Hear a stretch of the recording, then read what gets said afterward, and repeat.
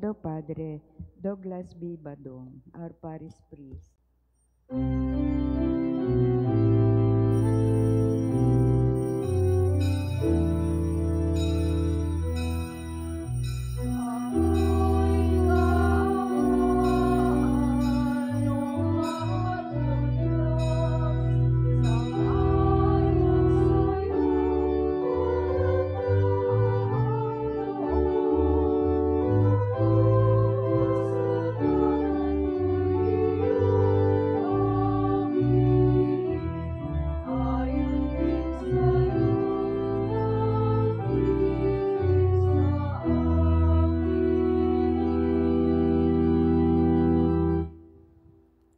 Sa ngalan ng Ama at ng Anak at ng Espiritu Santo, Amen. ang pagpapala ng ating Panginoong Heso Kristo, ang pag-ibig ng Diyos Ama, at ang pakikipagkaisa ng Espiritu Santo, naway sumainyong lahat. At sumaiyo rin.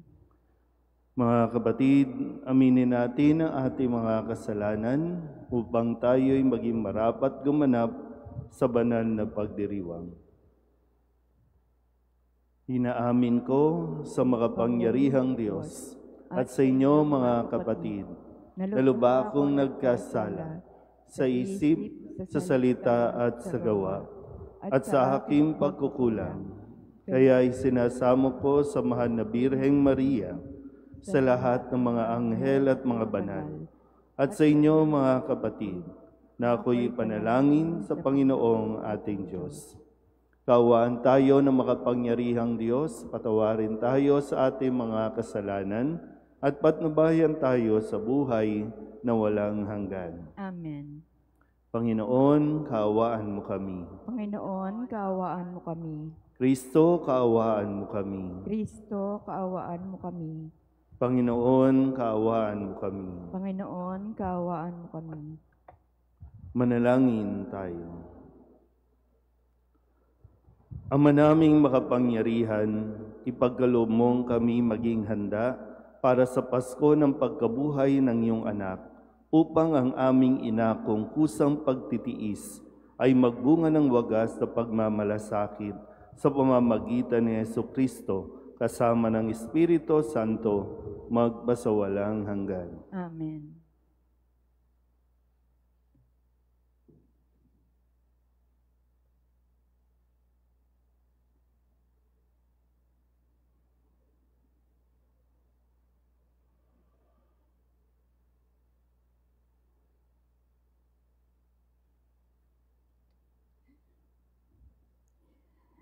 Pagbasa mula sa aklat ng Deuteronomio.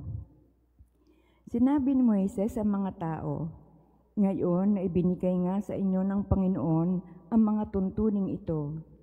Sundin ninyo ito ng buong puso't kaluluwa. Ipinahayag ninyo ngayon na ang Panginoon ang inyong Diyos. Lalakad kayo ayon sa kanyang daan. Susundin ang kanyang mga tuntunin at didinggin ang kanyang tinig. Ipinahayag naman niya sa inyo na kayo ay kanyang bayan, tulad ng kanyang pangako, at dapat ninyong sundin ang kanyang mga tuntunin. Palalakihin niya kayo higit sa ibang bansa upang maging kapurihan niya, karangalan at kadakilaan. At tulad ng sabi niya, kayo ay isang bansa na nakatalaga sa kanya." Ang salita ng Diyos. Mapalad ang sumusunod sa utos ng poong Diyos. Mapalad ang sumusunod sa utos ng poong Diyos. Mapalad ang mga taong malinis ang pamumuhay, ayon sa utos ng poon, ang gawain araw-araw. Mapalad ang sumusunod sa kanyang kautusan, buong puso ang pagsunod sa utos na ibinigay. Mapalad ang sumusunod sa utos ng poong Diyos. Ibinigay mo sa amin ang iyong mga utos upang aming talimahin at sundin ang buong lugod. Gayon ako umaasang magiging tapat. Susundin ang iyong utos, susundin ng buong ingat. Mapalad ang sumusunod sa utos ng poong Diyos. Ang matuwid mong tuntunin habang aking tinatarok, buong pusong magpupuri, pupurihin kitang lubos. Ang lahat ng iyong utos ay sisikapin kong sundin. Huwag mo akong iiwanan, huwag mo akong lilisanin. Mapalad Ang sumusunod sa utos ng Poong Diyos.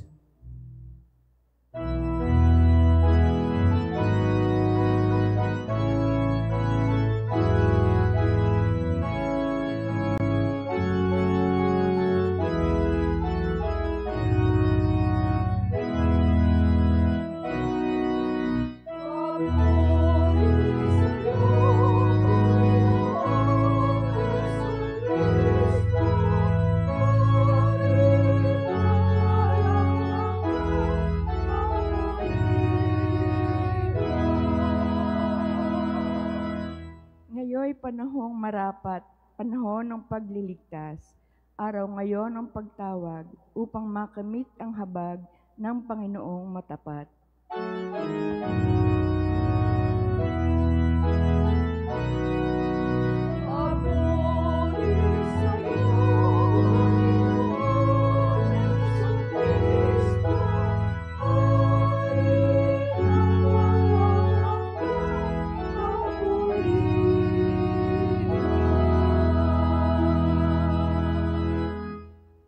Sumainyo ang Panginoon. At sumaiyo rin. Ang mabuting balita ng Panginoon ayon kay San Mateo. Papuri sa iyo, Panginoon. Noong panahong iyon, sinabi ni Jesus sa kanyang mga alagad, "Narinig na ninyong sinabi, ibigin mo ang iyong kaibigan at kapuutan mo ang iyong kaaway. Ngunit ito naman ang sabi ko, ibigin ninyo ang inyong mga kaaway at idalangin ninyo ang mga umuusig sa inyo, upang kayo'y maging tunay na anak ng inyong amang nasa langit. Sapagkat pinasisikat niya ang araw ng masasama at sa mabubuti, at pinapapatak niya ang ulan sa mga banal at sa mga makasalanan. Kung ang umiibig sa inyo, ang siya lamang ninyong iibigin, ano pang gantimpala ang inyong hihintayin? Hindi ba't ginagawa rin ito ng mga publikano? At kung ang binabati lamang ninyo'y ang inyong mga kapatid, ano ang nagawa ninyong higit kaysa iba? Ginagawa rin iyon ng mga hintil. Kaya dapat kayong maging ganap gaya ng inyong amang nasa langit." Ang mabuting balita ng Panginoon. Pinupuri ka namin, Panginoong Jesucristo. Isang magandang umaga po sa inyong lahat. Magandang umaga po, Father. Ngayon po ay Sabado sa unang linggo ng 40 araw na paghahanda.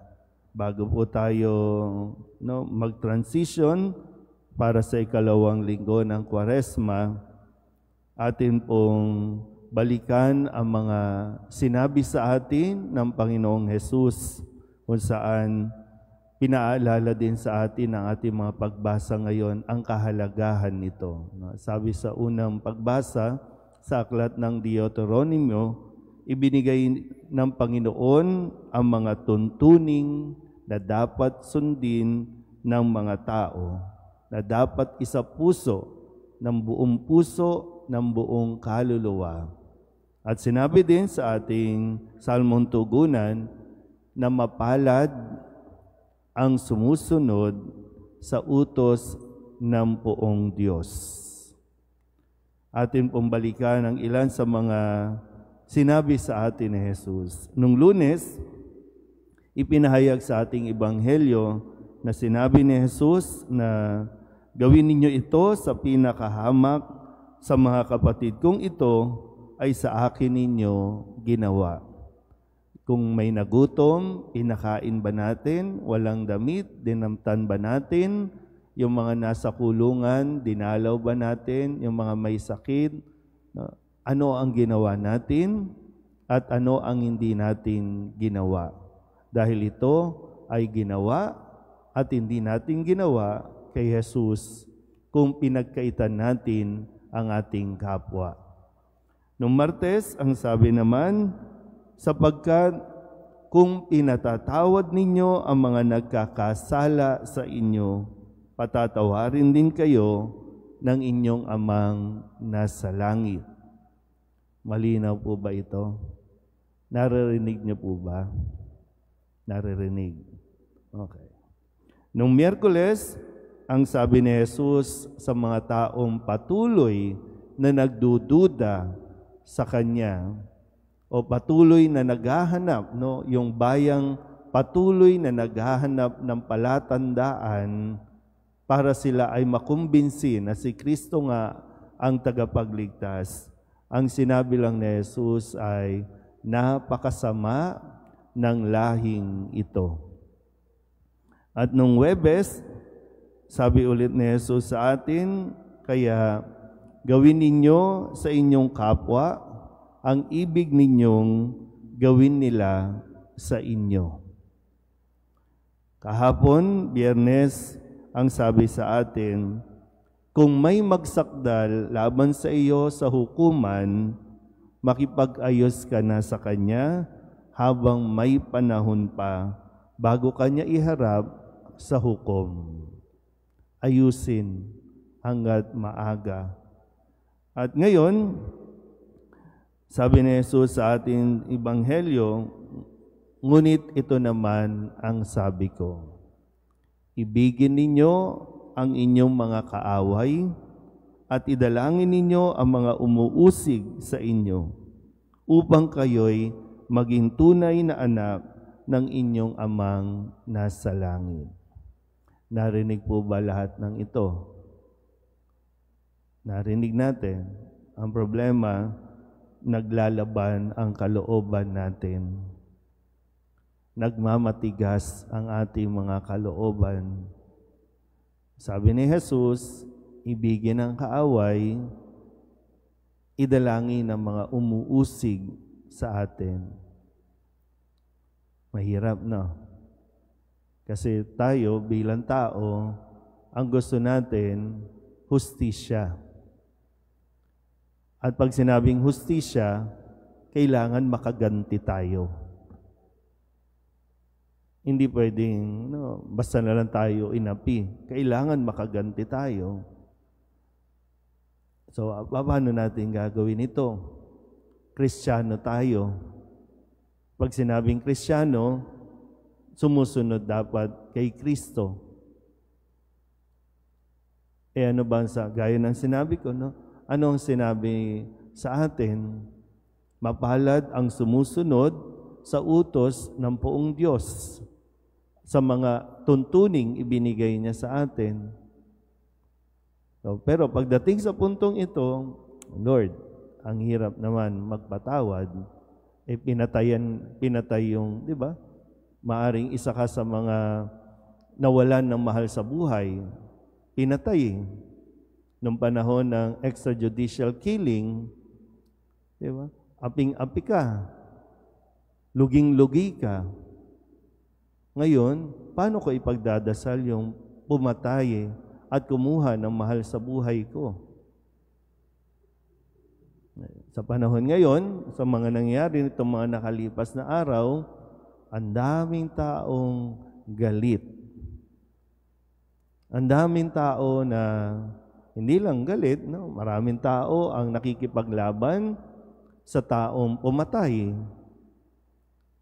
Na parang okay lang na pinatay at ang panig o pinapanigan ay ang pumatay. Ngayon sa atin, sabi ko, paano ko kaya ito sasabihin doon sa mga naging biktima noon? Ay pagdasal natin si Duterte. Kasi yun yung mabuting gawin. Yun yung sinasabi ni Jesus. Kung para sa atin, mali yung kanyang ginawa, pero wala sa atin ang paghatol. Ibabayan na natin sa tamang proseso, lalong-lalo na ipaubaya natin sa Diyos. Wag na nating dagdagan pa yung tayo-tayo. Minsan, hindi naman tayo sangkot. Hindi naman tayo, minsan hindi naman tayo kasali, pero tayo ang galit na galit din at nakikipag-away.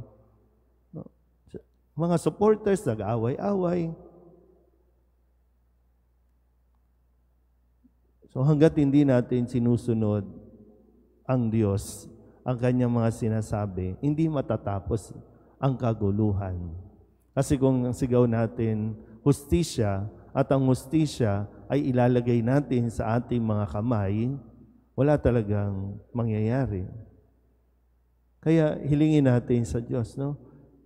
Kasi ang makakatulong sa atin at ang makakapigil sa mga kaguluhang ito ay kung paghahariin natin ang pag-ibig sa ating mga puso. Pag-ibig, hindi dapat itong mawala. Hindi dapat itong mapalitan. No? Yung pagmamahal, papalitan natin ng galit. Na ngayon, no? Parang yung dating ng biktima, ngayon ay parang siya na ang biktima. Ganun din sa atin. No? So, lahat tayo nagkakasala, lahat tayo nagkakamali. Ang kailangan lang, matuto din tayong humingi ng tawad, makipagkasundo. Kaya nga, di ba sabi kahapon, ayusin na agad, makipagkasundo na. Kung pairalin natin ng pride, yung mga ego natin, mahihirapan talaga tayong gawin ito. Pero ulitin ko po, ito ang sinabi ni Jesus at sinabi din, mas magiging mapalad kung matututo tayong sumunod sa Diyos. Huwag sa tao. Hindi tao ang dapat nating sundan, hindi tao ang dapat na magdikta sa atin. Kasi kung tao lang, gantihan natin, kulong natin, patayin din natin. Kung tao. Pero kung sa Diyos, pagmamahal ang dapat na isukli sa mga taong nang nakit o nakagawa ng hindi maganda sa atin. Kaya kung isipin natin, kailan ba nga tayo nagdasal para sa mga kaaway natin? At anong uri ng dasal? Pinagdasal ba natin na mamatay na siya? O pinagdasal natin na sana maliwanagan ang kanyang isip, maliwanagan, no, nang sa ganon ay mas maging tama ang kanyang gagawing desisyon. Magkaroon ng pag-ako, magkaroon ng pag-ako din ng responsibilidad sa kanyang mga ginawa. Pero muli, sa atin, I'm sure kung ikaw ay nasaktan, hindi natin inaalis na ikaw ay damahin mo yung sakit. Hindi natin inaalis yan. Pero lumapit ka sa Panginoon, humingi tayo ng lakas dahil kung tayo lang, hindi natin magagawa ang magpatawad. Hindi natin magagawa ang lumuhod at ipagdasal ang nagpahirap sa iyo. Tanging sa tulong ng grasya ng Diyos ito magagawa. Amen? Tumayo po tayo. Taglay ang pagtitiwala, lumapit tayo sa mapagpatawad na Ama na ang habag sa atin ay walang hangganan at walang katapusan. Ang ating pong itutugon, Panginoon, dinggin mo ang aming panalangin. Panginoon, dinggin mo ang aming panalangin. Ang simbahan naway maging buhay na halimbawa ng pagpapatawad at habag na ipinakita ni Jesus. Manalangin tayo sa Panginoon. Panginoon, dinggin mo ang aming panalangin. At tinawang kaawaan ang mga taong nakasakit, nakapinsala, o nagdulot ng mga paghihirap sa atin. Manalangin tayo sa Panginoon. Panginoon, dinggin mo ang aming panalangin. Sa tulong ng biyaya ng Diyos, naway mapatawad natin ang ating mga kaaway Manalangin tayo sa Panginoon. Panginoon, dinggin mo ang aming panalangin. Sa mga may sakit, matatanda at mga pinabayaan, naway ating maipadama ang ating pagmamahal at habag. Manalangin tayo sa Panginoon. Panginoon, dinggin mo ang aming panalangin. Ang mga yumao, naway biyayaan at gatimpalaan ng buhay na walang hanggan.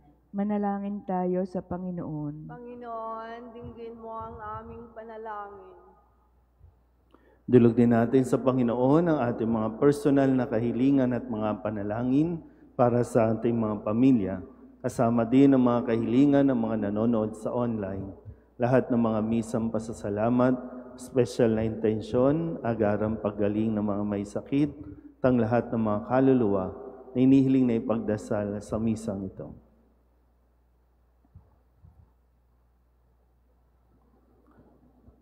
Ang lahat ng ito inihiling namin sa ngalan ni Kristo ang aming Panginoon. Amen.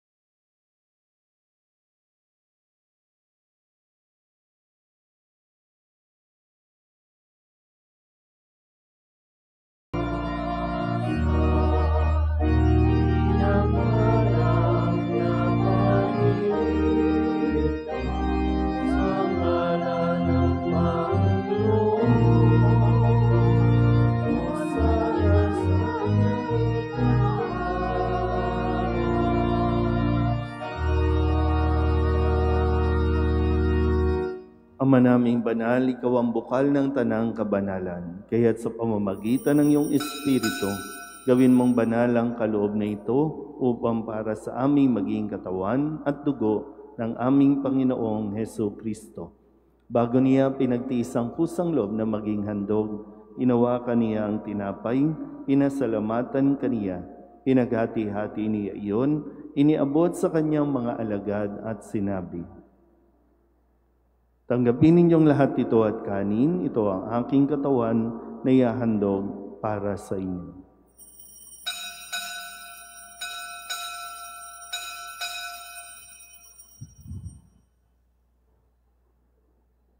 Gayun din naman nang matapos ang hapunan, inawakan niya ang kalis, muli kaniyang pinasalamatan. Iniabot niya ang kalis sa kanyang mga alagad at sinabi, "Tanggapin ninyong lahat ito at inumin. Ito ang kalis ng aking dugo, ng bago at walang hanggang tipan, ang aking dugo na ibubuhos para sa inyo at para sa lahat sa ikapagpapatawad ng mga kasalanan. Gawin ninyo ito sa pag-alaala sa akin."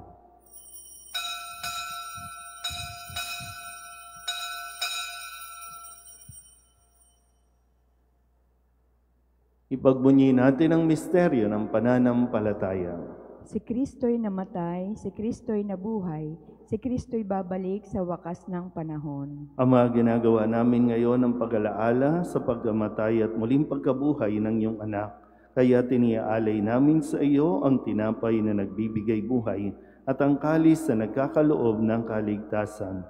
Kami nagpapasalamat dahil kami iyong minarapat na tumayo sa harap mo para maglingkod sa iyo. Isinasamo namin kami magsasalo-salo sa katawan at dugo ni Kristo ay mabuklod sa pagkakaisa sa pamamagitan ng Espiritu Santo. Ama, lingapin mo ang iyong simbahang laganap sa buong daigdig. Puspusin mo kami sa pag-ibig kaysa ni Francisco na aming Papa at ni Jose na aming Obispo at ng Tanang Kaparian. Alalhanin mo si Edita na tinawag mo mula sa daigdig na ito nung siya'y binyagan, siya'y nakaisa ni Kristo sa pagkamatay. Ngayong siya'y pumanaw, naway makaisa siya ni Kristo sa pagkabuhay. Alalahanin mo rin ang mga kapatid naming nahimlay na may pag-asang sila'y muling mabubuhay, gayon din ang lahat ng mga pumanaw. Kaawaan mo sila at patuloyin sa iyong kaliwanagan. Kaawaan mo at pagindapating kaming lahat na makasalo sa iyong buhay na walang wakas. Kaysa ng mahal na Birhen Maria na ina ng Diyos, ng kabiyak ng puso niyang si San Jose, kaysa ng mga apostol at ng lahat ng mga banal na namuhay dito sa daigdig ng kalugod-lugod sa iyo, may pagdiwang nawa namin ang pagpupuri sa ikararangal mo sa pamamagitan ng iyong anak na aming Panginoong Hesu Kristo. Sa pamamagitan ni Kristo, kasama niya at sa Kanya, ang lahat ng parangal at papuri ay sa iyo, Diyos Amang makapangyarihan, kasama ng Espiritu Santo, magpasawalang hanggan.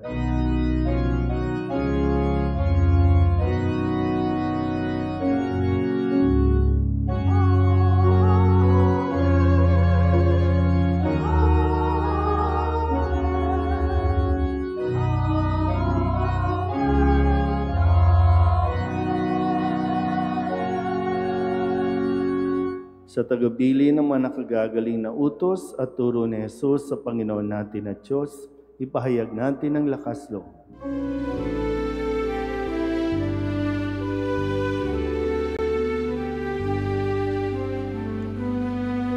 Ama namin, sumasalangit ka, sambahin ang ngalan mo.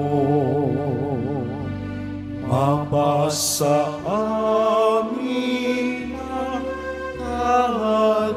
kaharian mo, sundin ang loob mo. Dito sa lupa para ng sa langit, bigyan mo kami ngayon ng aming kakanin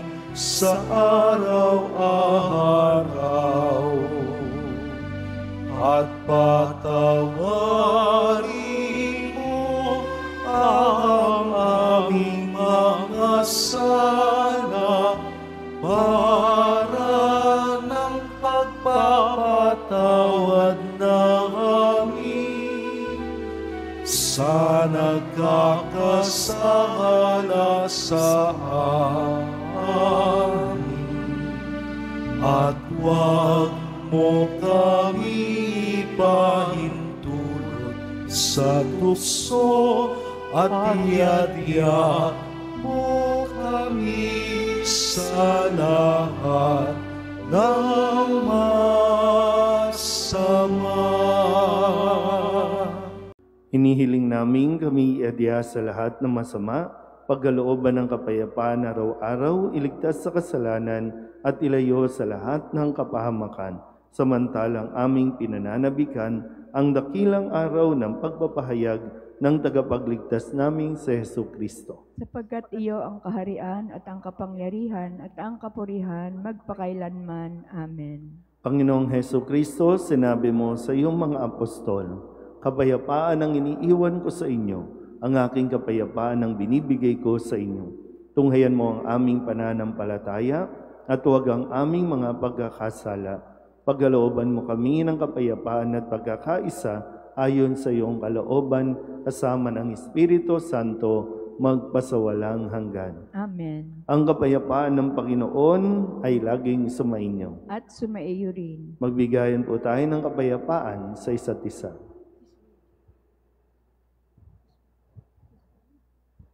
Kordero ng Diyos na nag-aalis ng mga kasalanan ng sanlibutan, maawa ka sa amin. Kordero ng Diyos na nag-aalis ng mga kasalanan ng sanlibutan, maawa ka sa amin. Kordero ng Diyos na nag-aalis ng mga kasalanan ng sanlibutan, pagkaloob mo sa amin ang kapayapaan. Ito ang kordero ng Diyos. Ito ang nag-aalis ng kasalanan ng sanlibutan. Mapalad ang mga inaanyayahan sa kanyang piging. Panginoon, hindi ako karapat-dapat na magpatuloy sa iyo, ngunit sa isang salita mo lamang ay gagaling na ako.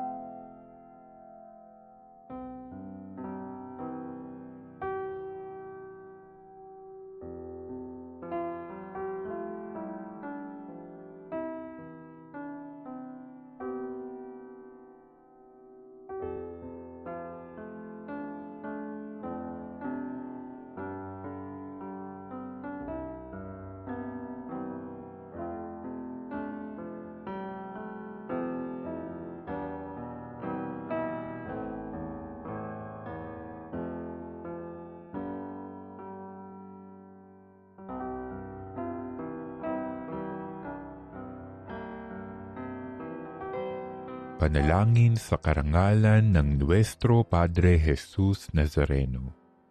O Jesus Nazareno, katamis-tamisan naming manunubos, sa harap mo ngayon naririto kami't nangangayupapa at nagsisisi ng taos-puso sa aming pagiging walang turing sa iyo at paglimot sa di mabilang na mga biyaya mo. Lalong-lalo na yaong mahalagang biyaya ng pagtutubos. Dinaramdam namin at pinagsisisihang labis, Panginoon ko, ang pagkakasala namin sa iyo. Ikinalulungkot namin ang pagiging dahilan ng pagpapasan mo ng krus na iyan sa gitna ng mga hirap at kapaitan, hanggang sa inihandog mo ang iyong buhay sa bundok ng Kalbaryo, sa pagkaibig mo lamang na matubos kami at ang sangkatauhan mula sa sala. Pakabanalin mo, O Panginoon, ang aming pagnanais at ipagtanggap mo sa amin ang iyong biyaya. Maging tagapamagitan nawa ang iyong ina, ang kalinis-linisang Birheng Maria.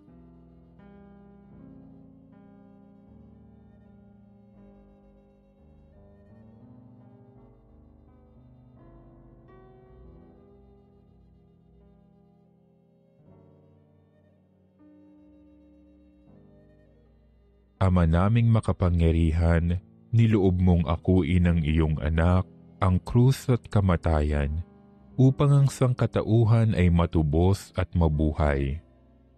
Ang pag-ako namin sa krus at kamatayan dito sa lupa, ayon sa diwa ng pagsunod sa iyong loob, na ginanap ng iyong anak, ay magpagindapat nawa naming kamtin ang lubos na katubusan at pagkabuhay sa iyong piling, sa pamamagitan ni Hesukristo, kasama ng Espiritu Santo, magpasawalang hanggan. Amen. Nuestro Padre Jesus Nazareno, Panginoon namin at Diyos, kaawaan mo kami. Tumayo po tayo.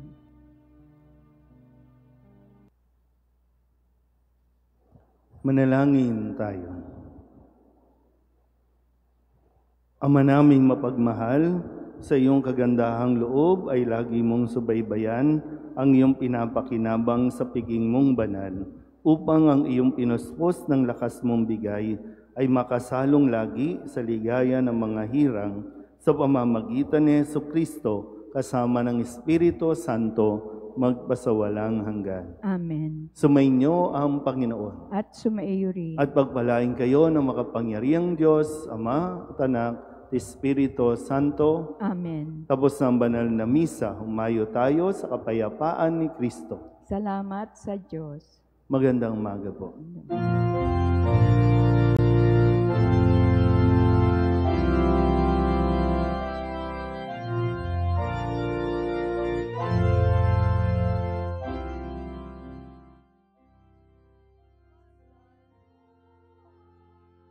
Hingin natin ang biyaya ng pagpapagaling kay Nuestro Padre Jesus Nazareno. Manalangin tayo sa ngalan ng Ama at ng Anak at ng Espiritu Santo. Amen.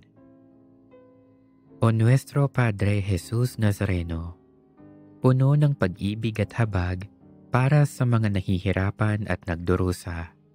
Ikaw ang takbuhan ng lahat ng lubos na nangangailangan. Kaya buong pagpapakumbaba akong lumalapit sa iyo at itinataas ang aking puso, kaluluwa at buong pagkatao. O Nuestro Padre Jesus Nazareno, hipuin mo ako ngayon ng iyong mapaghimalang kamay at idulot sa akin ang pagpapagaling at mabuting kalusugan na aking minimithi. Puspusin mo ako ng iyong biyaya, lakas at kapangyarihan, nang tuluyan ng mapawi ang aking sakit, kalungkutan at pagdurusa. O Nuestro Padre Jesus Nazareno, ikaw ang aking tanglaw, ikaw ang aking pag-asa, ikaw ang aking lakas, at higit sa lahat, ikaw ang aking dakilang manggagamot. Damayan mo ako sa panahong itong kailangang kita.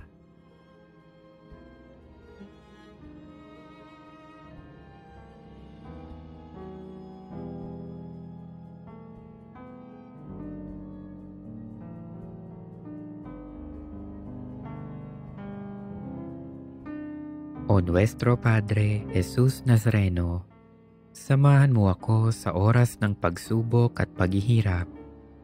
Patibayin mo ang aking pananampalataya.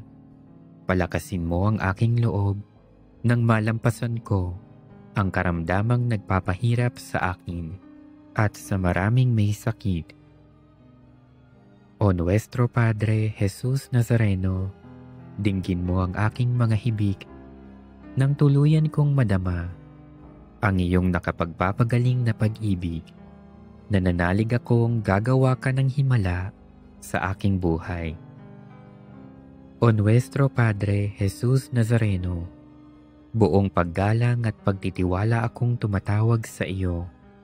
Pagalingin mo nawa ako mula sa lahat ng aking karamdaman. Alisin mo nawa ang aking mga takot at alalahanin sa buhay. Patawarin mo nawa ako sa aking mga kasalanan at bigyan mo nawa ako ng tunay na kapayapaan at malakas na pangangatawan. O Nuestro Padre Jesus Nazareno, nagtitiwala ako sa iyong walang hanggang kapangyarihan. Nananalig ako sa iyong mga salita at naniniwala akong walang sakit na hindi mo kayang pagalingin. Alam kong hindi mo ako bibiguin, kaya narito ako at nagpapasalamat sa iyong walang hanggang pagkalinga sa akin. O Nuestro Padre Jesus Nazareno, turuan mo akong magtiwala sa dakilang kalooban ng Diyos. Maging handa nawa akong tanggapin kung ano ang kaniyang naisin. Nang buong tapang kong maharap ang lahat ng pagsubok at paghihirap. O Nuestro Padre Jesus Nazareno, kaawaan mo ako. Amen.